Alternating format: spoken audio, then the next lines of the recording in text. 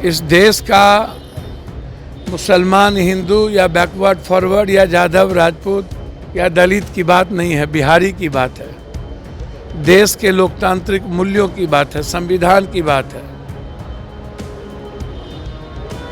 चुनाव आता है तो ये लोग बहरूपिये की तरह राजनीति सब लोग करते हैं और चुनाव में सबको अधिकार है राजनीति करने का, सब करेंगे। इस देश का मुसलमान, हिंदू या बैकवर्ड फॉरवर्ड या यादव, राजपूत या दलित की बात नहीं है, बिहारी की बात है। देश के लोकतांत्रिक मूल्यों की बात है, संविधान की बात है।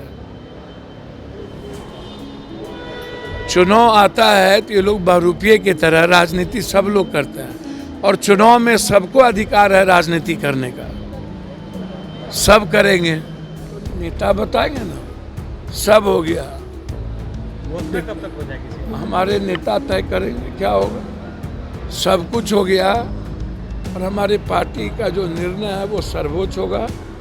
पार्टी के वर्कर और पार्टी के नेता और पार्टी के साथ कोई समझौता नहीं होगा। सत्ता पक्ष के लोग बराबर कहते हैं कि पप्पू जी को हर बार जगह नहीं मिलता है, खड़गे जी भी तो ये सबसे ज्यादा पीड़ा आप ही को है। हमको अच्छा लगता है नहीं जगह मिलता है तो कोई कष्ट। बिहार के लिए जीना है, भले नहीं जगह मिलता है। कांग्रेस के कार्यक्रम में अगर हमें जगह नहीं भी मिलती तो क्या हुआ, हम फिर भी खुश हैं और हम बिहार के लिए जीते हैं। ये हम नहीं कह रहे, ये कहना है पूर्णिया से निर्दलीय सांसद पप्पू यादव का। दरअसल पप्पू यादव से ये सवाल पूछा गया था कि कांग्रेस के कार्यक्रम में आपको जगह नहीं मिलती है, तो पप्पू यादव का सीधा कहना था कि क्या हुआ अगर जगह नहीं भी मिलती है तो हम बिहार के लिए जीते हैं। इसी के साथ साथ उन्होंने सीट शेयरिंग पर भी बड़ा बयान दे दिया। देखिए, बिहार में होने वाले विधानसभा चुनाव को लेकर के जहां सीट शेयरिंग को लेकर के माथापच्ची चल रही है और इसी बीच देखिए पूर्णिया से निर्दलीय सांसद पप्पू यादव ने इस पर बड़ा बयान दिया। कहा है कि सब कुछ तय हो गया है और जल्दी इसकी घोषणा कर दी जाएगी, तब तक के लिए इंतजार करिए। बाकी क्या कुछ कह रहे पूर्णिया से निर्दलीय सांसद पप्पू यादव, पहले आप सुनिए उनकी बात। मोदी जी से कहिए पहले हमारा देश, हमारा टैरिफ, हमारा वीसा,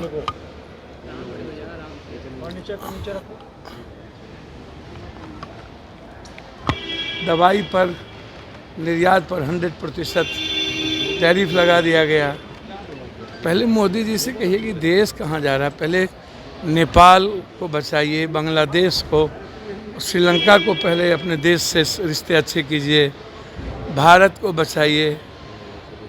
11 सालों में मोदी जी को क्यों याद नहीं आया छठ, हम ये जानना चाहते हैं।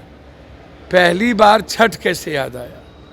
और 11 सालों में कभी ट्रेन नहीं मिली मोदी जी को मेरे लिए। कोरोना में बिहारी के लिए ट्रेन नहीं मिला। गुजरात में इतने पीटे गए गुजरात में बिहारी को। आसाम में और महाराष्ट्र में इतने पीटे जा रहे हैं। अभी पंजाब में एक एक बिहारी को भगाया जा रहा है।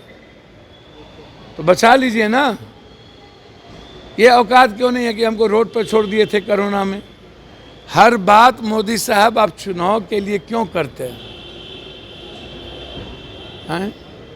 आप बिहार को आप उल्लू बनाते हैं, आप लोग बुद्धू समझते हैं, बिहारी को बेवकूफ़ समझते हैं।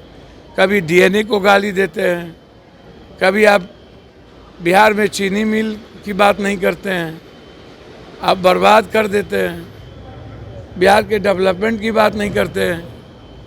चुनाव में आते हैं तो आप बिहार के सेंटीमेंट के साथ खिलवाड़ करने लगते हैं।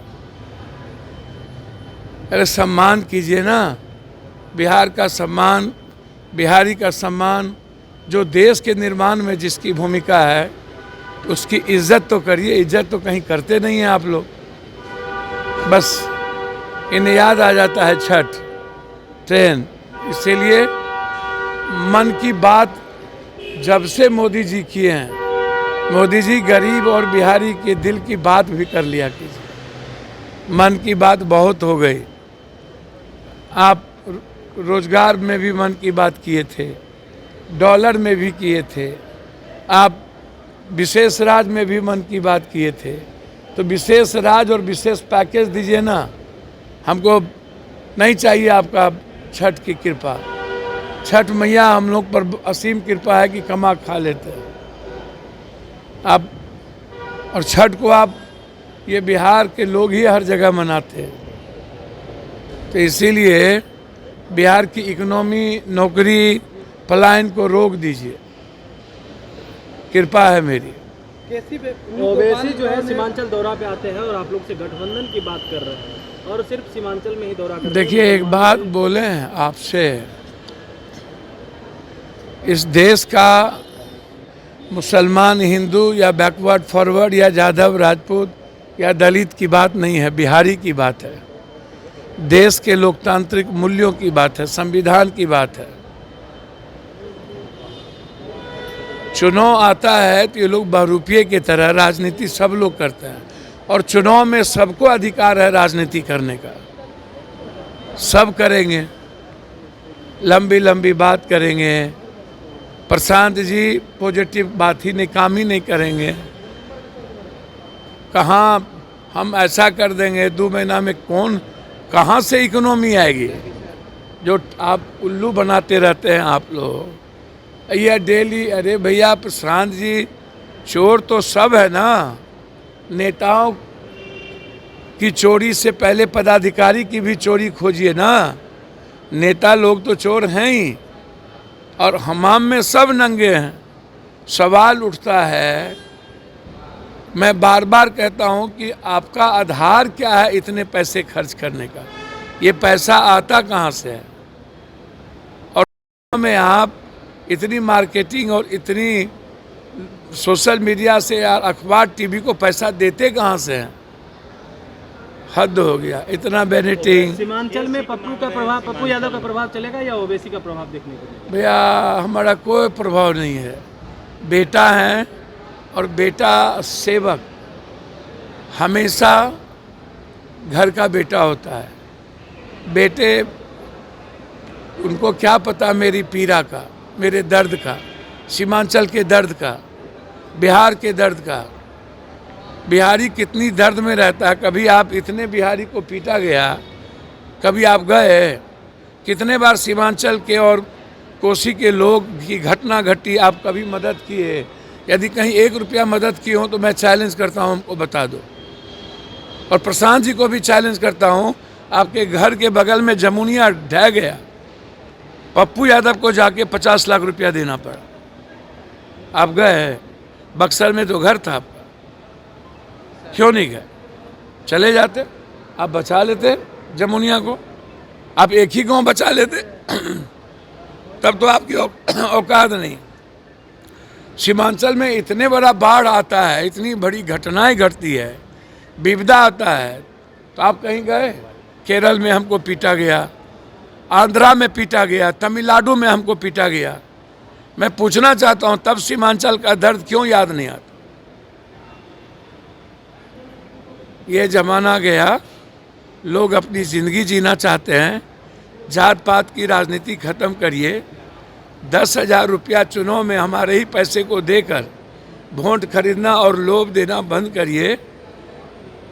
अब बिहार खड़ा होना चाहता है और बिहार अपनी जिंदगी जीना चाहता है। के बाद आचार संहिता लागू हो जाएगा। अभी तक सीट शेयरिंग का मामला नहीं है, कब तक? सब हो गया, सब हो गया। कितनी सीटों पे कांग्रेस? अब ये तो नेता बताएंगे ना। सब हो गया। घोषणा कब तक हो जाएगी सीट? हमारे नेता तय करेंगे क्या होगा। सब कुछ हो गया, और हमारे पार्टी का जो निर्णय है वो सर्वोच्च होगा। पार्टी के वर्कर और पार्टी के नेता और पार्टी के साथ कोई समझौता नहीं होगा। सत्ता पक्ष के लोग बराबर कहते हैं कि पप्पू जी को हर बार जगह नहीं मिलता है, खड़गे जी भी तो ये सबसे ज़्यादा पीड़ा आप ही को है। हमको अच्छा लगता है नहीं जगह मिलता है तो कोई कष्ट। बिहार के लिए जीना है, भले नहीं जगह मिलता है। देखा आपने कि किस तरीके से पप्पू यादव ने सीट शेयरिंग को लेकर के बयान दिया, और इसी के साथ साथ देखिए ओवैसी पर भी बड़ा निशाना साधकर उसे चैलेंज किया गया है पप्पू यादव द्वारा। दरअसल पप्पू यादव ने ओवैसी को चैलेंज किया है और पूछा है कि अगर सीमांचल पर 1 भी रुपया आपने खर्च किया है तो उसके बारे में बताइए। और इसी के साथ साथ उन्होंने प्रशांत किशोर पर भी बड़ा हमला बोल दिया। दरअसल उन्होंने कहा कि प्रशांत किशोर जो है वो उल्लू बना रहे हैं और ये उल्लू बनाना बंद करिए। इसी के साथ साथ उन्होंने ये भी कहा कि आप प्रशांत किशोर जो ये वादे कर रहे हैं ना 2 महीने में, कहां से इसके लिए पैसे लाएंगे? ये तमाम बातें जो है वो पूर्णिया से निर्दलीय सांसद पप्पू यादव ने की। तो फिलहाल के लिए बस इतना ही। देश दुनिया की तमाम अपडेट्स के लिए देखते रहे न्यूज़ फॉर नेशन।